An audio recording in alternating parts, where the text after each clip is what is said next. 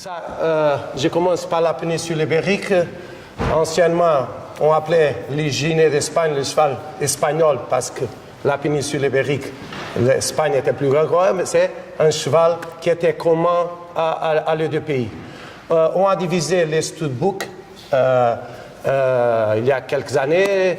On peut dire que le studbook a été fondé par l'association en 1912, en 1976 au Portugal. À ce moment, sont séparés les deux studbooks. On a des lignages espagnols dans les Lusitaniens, mais on n'accepte depuis quelques années aucun cheval espagnol à faire la monte, c'est la race lusitanienne. Chaque pays a évolué d'une manière différente, au point de vue de morphologie et fonctionnalité. On pense qu'on a réussi avec le Lusitanien, avec l'effort de tous les éleveurs, cavaliers, associations, de faire un cheval très fonctionnel. Le Lusitanien, il y a basiquement dans ces généalogies, les plus importants sont ces quatre lignes. C'est l'élevage alter fondé au XVIIIe siècle par notre roi Jean V, 1543, l'élevage de l'État portugais, Codelaria national, alter et Codelaria appartient à l'État portugais, au ministère de l'Agriculture, 1887, l'élevage Vega, un cheval différent, un cheval un peu type barbe, comme on peut dire, un cheval avec très énergie, une flexibilité incroyable, une mentale aussi incroyable, et l'élevage Andrade qui est basiquement espagnol, basiquement. Et les chevaux lusitaniens qu'on a à ce moment sont de ces lignes pures, alter pur, Codelaria national pur, élevage Vega pur ou élevage Andrade pur, ou la plupart c'est un mélange de ces lignages.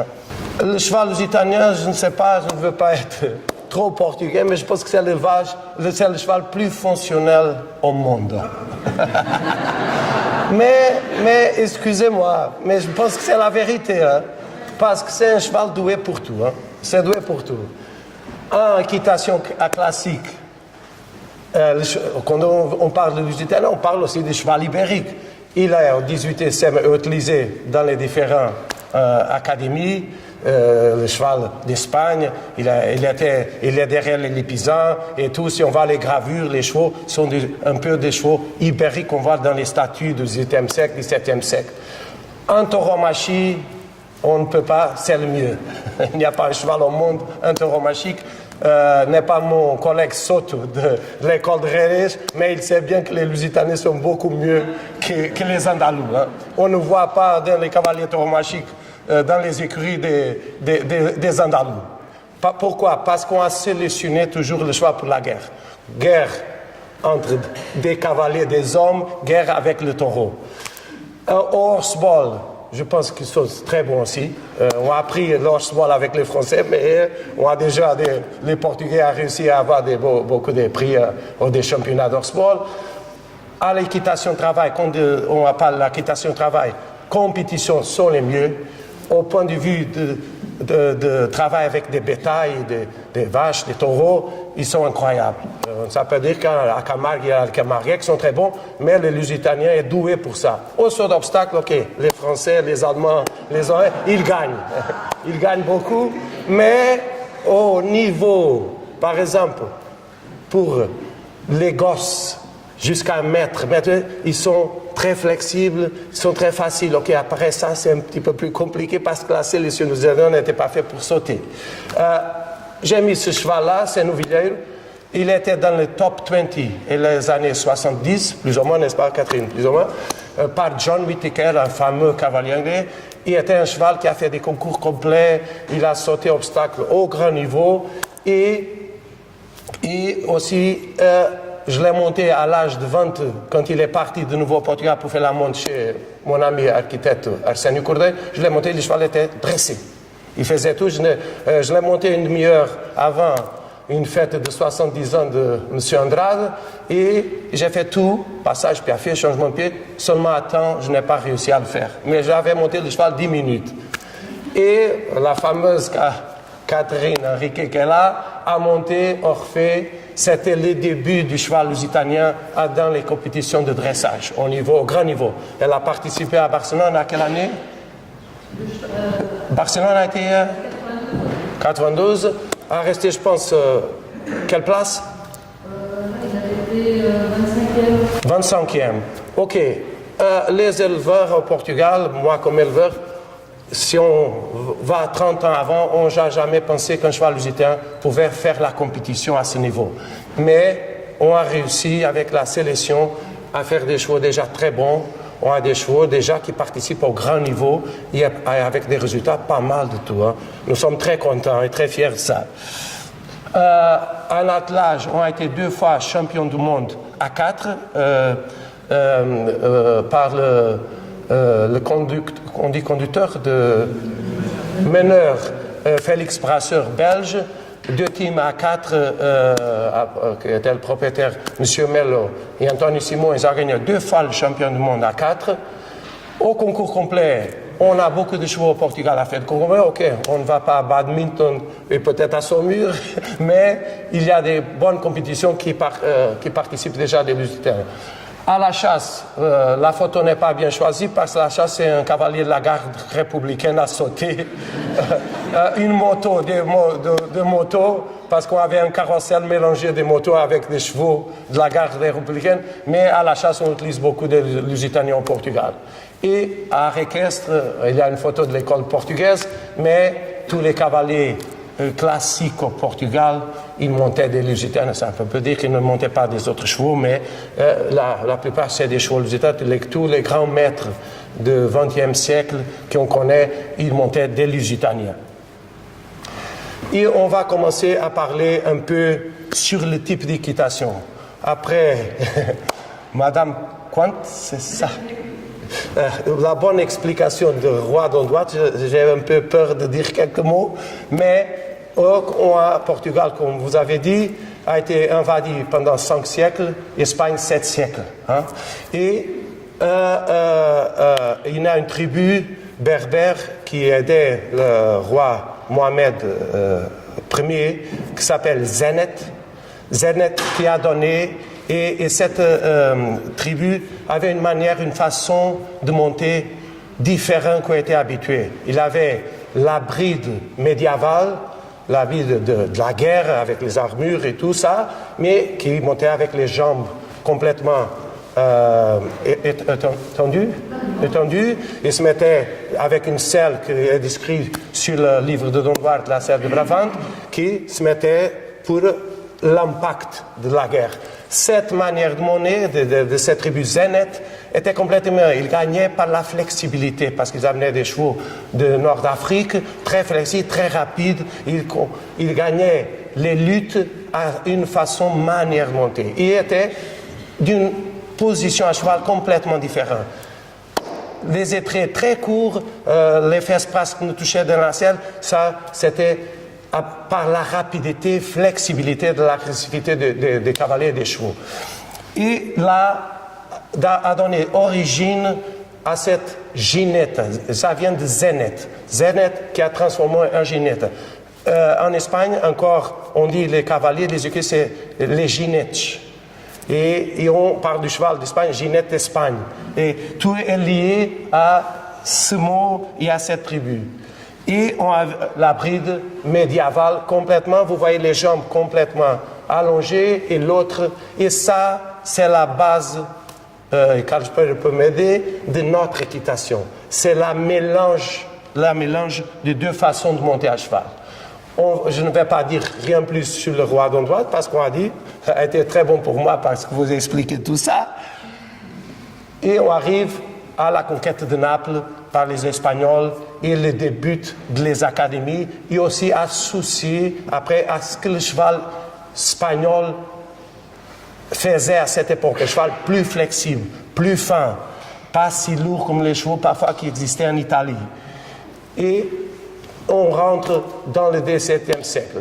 Il y a les grands traités d'équitation, de Plovinel, Newcastle.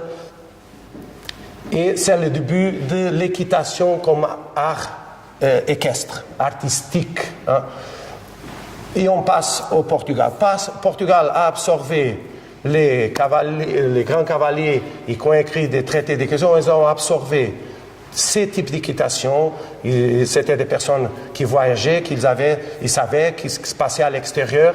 Début du XVIIe siècle, tous les traités de Pedro Galego, Pinto Pacheco étaient tous sur l'art de monter à la gineta, comme en Espagne. C'est ça, Carlos Pereira. C'est basiquement...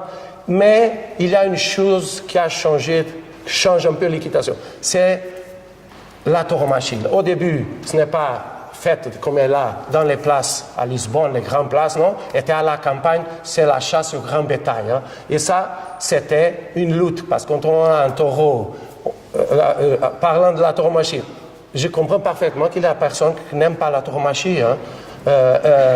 Nous, au Portugal, nous sommes habitués parce que ça vient d'une tradition en Espagne. Mais il y avait, on chassait au taureau en Italie aussi. Hein. On ne pense pas que c'est seulement une chose. Ils ont perdu ces traditions, mais au Portugal et en Espagne, on n'a perdu pas ces traditions. Et Dom Duarte parle déjà de la chasse au taureau et des grands bétails.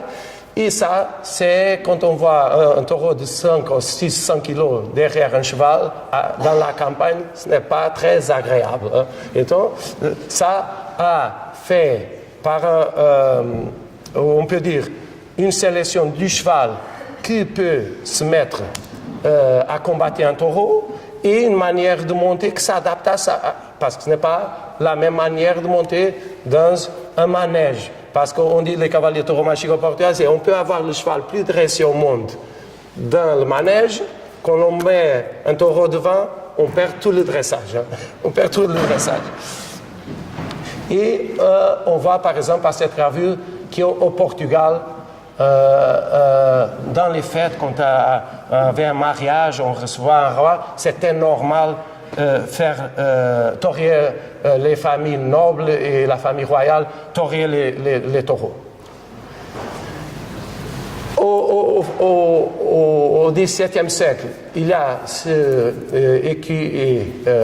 Galvão de Andrade, c'est très important. Pourquoi? Parce que il explique les deux manières de monter, à la gineta et à la bride, et il préconise la symbiose de les deux équitations. Et ça, c'est très important pour le futur de la manière de monter au Portugal, et pas seulement au Portugal, mais les autres pays après ont adopté, mais ils ne sont pas passés par une ginette, une manière de monter ginette comme a passé Espagne et Portugal. Et on rentre dans le XVIIIe siècle. Et ça, c'est le plus important pour Portugal et les traditions équestres. Pourquoi? Notre roi Jean V, à cette époque, Portugal était un très riche pays, pas comme aujourd'hui. On avait tout l'or qui venait du Brésil et diamants. Et dont Jean V était marié avec une princesse autrichienne, Mariana d'Austrie, qui a vécu à Vienne, a vu les paysannes travailler, elle a vu l'école de Vienne. Il a influencé notre roi, parce qu'on avait à Lisbonne une académie déjà, au milieu de Lisbonne, mais pas avec une splendeur comme les autres royaumes, en France et par exemple en Autriche. Mais on avait de l'argent. Donc, Dona Mariana d'Austrie a influencé notre roi pour faire une grande académie à Lisbonne. Et le roi a acheté quelques fermes un petit peu à cette époque dehors de Lisbonne, qui s'appelle Belém, c'est où est actuellement le palais du président de la République. Et pour faire cette académie, au point de vue de la cour portugaise, n'avait pas un élevage spécifique. Pour ça, il a dit, on va faire un élevage, et il a acheté, parce qu'à cette époque, Espagne et Portugal avaient des mariages entre des princes, des rois, il a dit, on va acheter des juments en Espagne. Et donc, il a fait deux achats de troupeaux de juments en Espagne, des éleveurs à cette époque, le mieux qu'il y avait en Espagne, et il a fait le troupeau d'altères mélangeant avec des étalons lusitaniens, qu'on peut considérer lusitaniens, et il a installé dans cette maison-là une ferme, la Quinta do Arneiro, ferme do Arneiro, à cette époque, étaient milliers d'hectares. À ce moment, sont 6 hectares. Et installer ce troupeau pour fournir des chevaux pour l'Académie royale, qu'à cette époque, on appelait piquerie réale. Ça, c'est les juments actuellement au haras d'Alter. On a 70 juments, parfois 70, 60, spécifiquement pour fournir des chevaux pour, à ce moment actuellement pour l'école et pour l'haras. Mais à cette époque, c'est tellement pour les écuries royales. On voit, j'ai mis cette photo parce que Pavipon, c'était un écuyer qui a écrit ce livre en 1762, et on voit déjà un cheval avec des rênes fixes au filet. Et on voit, je mets cette photo à cause, on voit la jambe déjà un peu pliée. Hein? Et ça veut dire qu'il y a déjà une fusion de 2 manières de monter, à la ginette et à la bride. Hein? Ok, le XVIIe siècle, c'est le temps du grand traité de la crinière, notre académie était si bonne. Ça, c'est notre roi, Don José, a monté un cheval d'Alter dans la place Terre du Pass à Lisbonne. C'est une statue très jolie d'un cheval d'Alter déjà du XVIIIe siècle. Et à la fin du XVIIIe siècle vient ce traité d'équitation de Manuel Cardenal. C'est je pense que je ne me suis pas trompé, le plus grand traité du XVIIIe siècle. À la fin du XVIIIe siècle. Pas, on compare à la crinière, c'est au début du XVIIIe, mais ça c'est incroyable parce que c'est 90 gravures plus ou moins, et Manuel Cardenal décrit tout le travail au manège royal à Belém de la piquerie réale, l'Académie royale. Il offre à le futur roi le roi Jean VI ce livre, encore était prince, il offre ce livre à le prince Jean, et il décrit tout le travail de l'écuyer en chef et les leçons que l'écuyer en chef donnait au manège royal de Belém. C'était le marquis de Marialva. Par comme on dit, les Portugais, ils montent à Marialva, ils montent à la façon du marquis de Marialva. Et ce livre montre tout l'exercice de l'élevage à l'arnachement que les chevaux utilisaient à cette époque, et c'est très actuel parce que le portugais du XVIIIe siècle, on est capable, j'ai le livre, j'ai l'original, 2e édition et 3e édition, et on peut le lire. Hein. Et c'est incroyable qu'on utilise encore presque les mêmes choses, adaptées à une équitation du 20e et 21 siècle, mais c'est très, actuel. Et on voit tout le travail de débourrage de poulain à l'initiation des airs élevés, de la va, du pilier, capriole, jeu de la cour. Je mets seulement quelques la balotade. Et on arrive à la fin du XVIIe siècle. Le manège que notre académie avait pour notre reine Donna Maria n'était pas suffisamment bon pour avoir une académie. Elle a détruit tout le manège. Elle a fait un nouveau manège. Je pense que c'est le mieux joli manège au monde. C'est de Vienne, celui-là. Je ne sais pas si en France il y a un manège comme ça. Mais je pense que c'est un des mieux manèges au monde. Ici, on voit les carrosses. Après, je vous explique pourquoi sont les carrosses là.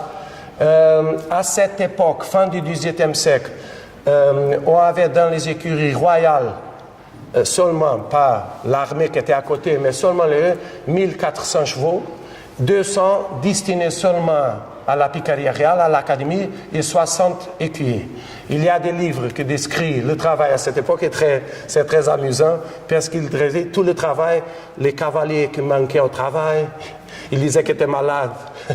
Ils n'étaient pas malades, et l'écuyer-chef a mis des amendes, il devait faire une probation de médecin. Pourquoi ils allaient, s'ils boitaient, mais ils pouvaient travailler un peu, ils aidaient à allonger les chevaux, mais c'est incroyable, il décrit l'horaire d'été, l'horaire d'hiver, c'est un livre fantastique.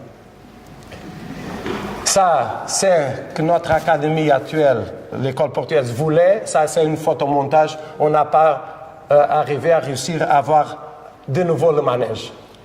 Et vient début du 19e siècle. Et là, les Français ont compliqué les choses aux Portugais. Il y a eu 3 invasions de Portugal par Napoléon. Avant la première invasion, la cour portugaise, le roi, a décidé Napoléon peut conquérir Portugal, mais ne fait pas la conquête de la couronne. Pourquoi? Portugal, à cette époque, on avait tellement de colonies, si grands, qu'il a dit on déménage toute la cour au Brésil. Comme ça, il peut conquérir une partie de Portugal, mais la couronne n'est pas là. Et donc, il est parti avec quelques centaines de chevaux d'un bateau, et toute la famille royale et toutes les familles nobles au Rio de Janeiro. Ça, c'est une photo de quand le roi part. Et on voit déjà Jean VI a monté un cheval d'Alter aussi, parce que toute la famille royale, depuis des siècles, montait des chevaux d'Alter. Et il déménage et il laisse, depuis quelques siècles, la plus grande alliance qu'on a eue est toujours avec l'Angleterre. On parle mieux français, mais l'alliance depuis des siècles, moi, ma femme qui est spécialiste, 600 ans d'alliance avec l'Angleterre. Qu'est-ce qu'on a? Le roi est parti, il a demandé à les Anglais de nous aider. Et commandé par le général Wesley, futur Duke of Wellington, on a réussi à rechasser, excusez-moi les Français. Mais pendant tous ces 3 invasions, qu'est-ce qui s'est passé? Et ça a à voir avec l'équitation et l'élevage d'Alter. Quand le roi est parti, il a amené tous les mieux étalons des écuries royales pour le Brésil. Après est venu le général Wesley qui nécessitait des chevaux. Il est allé aussi à les écuries royales prendre des chevaux. Après, Napoléon a rentré à Lisbonne, a retiré des chevaux. Et à la fin de la 3e invasion, les écuries royales n'avaient presque des chevaux. Et au Haras d'Alter, ça passait, la Haras d'Alter, c'est à 200 km de Lisbonne, ça passait la même chose. Les Français n'ont pas rentré directement dans l'Haras, mais chaque fois qu'on pensait que les troupes françaises allaient rentrer près du Haras, ils déménageaient tous les troupeaux pour des autres propriétés et ça faisait tuer les poulains qui étaient nés. C'était la confusion. Hein. Et après 1820, hein, le manège royal à Belém pratiquement ne fonctionnait pas. Il y avait quelques picadors, quelques écuyers, il y avait quelques chevaux, mais la brillance du manège et de la picaderie du XVIIe siècle avait disparu pratiquement. Et pourquoi je mets un cavalier tauromachie? Pourquoi on a maintenu cette tradition de monter? Ok, quelques cavaliers amateurs, quelques cavaliers encore de l'Académie royale ont maintenu la tradition du XVIIIe siècle, mais les cavaliers tauromachés jamais ont perdu cette tradition par les costumes, les selles et les types de chevaux. Hein. Ils ont continué toujours la guerre et avoir un cheval flexible du point de vue d'équitation. On maintient encore cette tradition, ça c'est une image des cours à l'ancienne portugaise qu'on fait tous les années à la place de Taureau de Lisbonne, mais on voit que tout le monde est avec des costumes du XVIIIe siècle, les cavaliers viennent en carrosse, comme les gars courtois qu'il y avait à cette époque, 19e et 18e siècle. Et on arrive à Bocher. Je pense que la Garibay va parler de Bocher. Je ne vais pas parler beaucoup de Bocher, ni de Phillies, ni rien. Mais ce cavalier, Bocher, avec ses méthodes, a été très important aussi pour l'équitation portugaise. On n'aime pas Bocher, mais il a eu une grande influence au Portugal. 2 cavaliers portugais ont travaillé directement avec lui, Minotes et António Figueiredo, Ils ont appris ces méthodes, ils ont amené ces méthodes au Portugal. Et pourquoi a influencé l'équitation au Portugal? Parce qu'au 19e siècle vient le temps au Portugal des croisements des Lusitaniens avec Arabes, avec des chevaux, par exemple notre roi Don Fernando, c'était allemand, a mis des chevaux de trait sur quelques parties des troupeaux d'Alter, et le pur sanglais. Le pur sanglais, c'était une chose plus compliquée, parce que vient aussi les courses. On n'a pas une tradition des courses au Portugal, mais on faisait des courses à Lisbonne. Et beaucoup des éleveurs ont mis le pur sang sur les juments. Et ça a créé des difficultés qu'on n'était pas habitués. Des chevaux rectifs, avec une morphologie qui s'adaptait bien pour le travail académique, soit classique. On ne parle pas beaucoup du manège royal, mais on parle par exemple du cavalier tauromachique. Et ça a causé des problèmes. Et avec la méthode de Bochet, ils ont trouvé une arme qui les a aidés à détruire les résistances pour que le cheval accepte le combat avec le taureau. Moi, je ne suis pas déjà très jeune, mais je me rappelle il y a 30 ans, 40 ans, aller chez les cavaliers tauromachiques, et la plupart des cavaliers, avant de monter, ils faisaient flexion de mâchoire, ils travaillaient les chevaux à la main, comment on dit, à la main, on dit à la main, à faire des rotations des croupes, rotations d'épaule, tout ça pour avoir un cheval flexible. J'ai demandé déjà à Carl Spreer, j'ai fait déjà différents appels pour qu'il fasse un travail sur le boucherisme au Portugal. Parce que je pense, après France, c'est le Portugal qui a eu et qui a maintenu plus la méthode de boucher. Et on voit par les différents livres à la fin du 19e siècle que tout avait des gravures, des flexions et tout de travail à pied. On voit Godinho Mendonça, 1879. Ça, c'est différent. Je n'ai pas mis tous les traités d'équitation, mais sont tout fin du 19e siècle. À la cavalerie, ils utilisaient aussi flexion de mâchoire. Et on arrive à la fin du 19e siècle. On rentre dans le siècle, 20e siècle. Ça, c'est des photos de notre roi et le prince Dom Manuel, notre dernier roi de Portugal, marié avec une Française d'Orléans Bragança, Dona Amélia. Et en 1900, c'est la fin de la monarchie et le début de la République, l'implantation de la République. Et la rade d'Alter va souffrir un grave problème, c'est que les militaires ont pris la rade d'Alter. Ils ont même retiré de la marque d'Alter la couronne. Alteriade, c'est un A avec R, avec une couronne. Ils ont retiré la couronne pour dire que c'est Alter militaire. Excusez-moi. En ce moment que...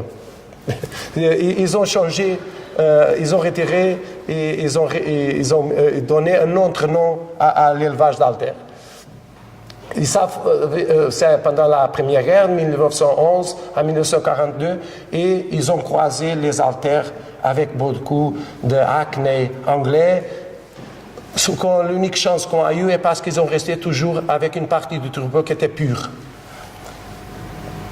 On va, début du XXe siècle, aussi tout le travail des rotations, tout sur la base de Bochet et Phillies. Et ce monsieur, Dr. Rudin, un zootechnique, éleveur, un grand connaisseur de la génétique ibérique des chevaux d'Espagne et de Portugal, a réussi à les années 1940, d'acheter les derniers étalons purs d'Alter que l'armée avait décidé de castrer pour mettre en une vente aux enchères, et il a acheté ces deux étalons pour reprendre l'élevage d'Alter pur. Et si on a les chevaux d'Alter de notre école à ce moment, c'est grâce à ce monsieur. Et ce monsieur, l'ingénieur Rui d'Andrade, il a pensé toujours, avec ses amis, il discutait, et avec les cavaliers portugais classiques, il disait, Si on a un élevage qui vient du XVIIIe siècle, qui est encore à le même endroit, on a tous les costumes, tous les selles, toute une pratique d'une équitation basée dans l'équitation, comme on dit, de l'école ancienne, aux airs élevés, point de vue de flexibilité mentale du cheval, pourquoi on ne va pas faire de nouveau une école comme on avait au XVIIIe siècle? Et vient ce monsieur, ce cavalier, pour que la plupart des personnes connaissent ici en France, Nuno de Oliveira. Et Nuno de Oliveira s'est basé sur tout ce apprentissage des chevaux de tauromachique. Il a étudié, c'était une personne, je l'ai connu très bien, et il était une personne avec une grande personnalité, mais il avait une connaissance de la musique, de tout qui était de traité d'équitation, et il a été le représentant de notre équitation au Portugal, vraiment classique, basé sur la légèreté et sur le rassemblé du cheval. Et pour ça, il a utilisé pas seulement l'Usitain, mais la plupart des chevaux, c'était de l'Usitain. Il va donner une origine à des élèves qui sont la base de l'équitation du final du XXe siècle. C'est le cas du professeur Celestino Costa, un docteur chirurgien, une personne très culte qui monte ici un cheval d'Alter, à João Trigueiros d'Aragão, à José Ataíde, qui était le cavalier en chef de Harald d'Alter, à Dr. Guilherme Borba, qui est derrière l'école portugaise d'art équestre, ici monte aussi un cheval d'Alter. Et on arrive à 1979, et l'ancien directeur du service des arts au Portugal a dit on va recommencer de nouveau une académie comme on avait au XVIIIe siècle. Et on a commencé, moi je ne suis de 1979, mais je suis de 1980. On a commencé avec 4 chevaux, une chose, chaque cavalier avec son cheval chez lui, et peu à peu on est arrivé à avoir une académie. On n'a pas tellement de chevaux comme Saumur, comme on voulait, ou comme Vienne, ou comme Espagne, on a à ce moment 50 chevaux, mais on fait un effort pour maintenir les traditions de l'Académie royale. On a les sauteurs comme on avait, on fait les jeux de la cour comme on faisait au XVIIIe siècle, adapter une équitation du XXe siècle et XXe siècle. Notre photographe a eu cette très bonne idée. Pourquoi? Parce qu'il a pris les photos du livre du traité de Manuel Casdandrade du XVIIIe siècle, et il a mis par photomontage ce que les chevaux font actuellement. Seulement pour dire, il n'y a pas une différence entre l'académie pratiquement du XVIIIe siècle avec le travail qu'on fait actuellement. On peut dire que le même cheval d'Alter au XVIIIe siècle et le cheval à ce moment actuel fait la même chose. Ici, au point de vue de génétique, j'ai mis 3 photos, ce sont 3 chevaux de l'école, et chacun fait un travail différent, mais sont fils tous du même étalon. C'est un cabrioleur qui s'appelait Malbor, Jobin, qui est actuellement à l'école encore avec 25 ans, et à la fin, en bas, on voit le cheval Ruby qui appartenait à l'école, après a été vendu avec le cavalier de l'école, Gonçalo Caval, qui a été 16e à la cure des Jeux Olympiques en dressage à Londres. Seulement pour dire qu'un cheval qui est bien sélectionné au point de vue de morphologie génétiquement peut faire tout. Ok, sauter non, mais dans ce cas, il peut s'adapter par la sélection à faire ce travail. Et pour finir, comme j'ai commencé, je dis que Portugal a maintenu ses traditions et j'espère qu'on va maintenir. On a une équitation spéciale. C'est un pays que si on va voir l'équitation de travail, les cavaliers montent comme au XVIIIe siècle avec seulement une main gauche dans les épreuves au haut niveau. La cravache d'un arbre, ce qu'on appelle, je pense, conacier. Les conaciers. On a cette tradition qui vient depuis des siècles. On monte avec la main droite, avec la cravache en haut. On va à l'école portugaise quelques numéros sont faits aussi comme ça. Vous allez la tauromachie, il monte avec la main gauche, le mort et la banderie à droite.